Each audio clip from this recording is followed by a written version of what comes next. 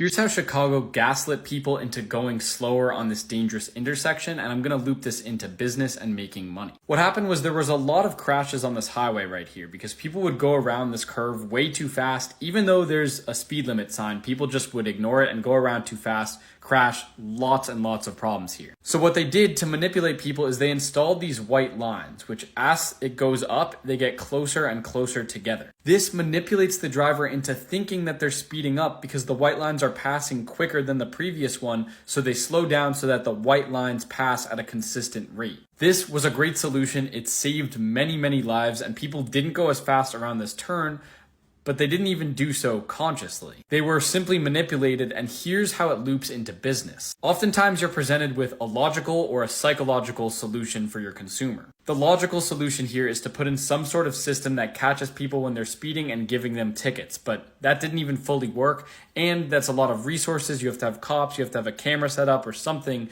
to make sure that you can enforce this. And then there's the psychological solution, installing some lines on the highway, which is extremely cheap. And what I found personally is you can use these types of psychological mind hack solutions to solve the problem for the consumer for cheaper. Another quick example was this elevator that was going way too slow. Everyone was complaining. And instead of fixing it by actually speeding up the elevator to make it go faster, all they did was installed a cheap mirror in the elevator. Now everyone who got in the elevator would just check them out. Oh, do I have acne? Oh, do I have this? And before they knew it, the ride was over. They never complained about the elevator being slow again. And this example urges me every day to see if I can find a psychological solution, because not only can it make you more money, but in this case, it can also save lives. I have a free newsletter where I talk about crazier examples just like this.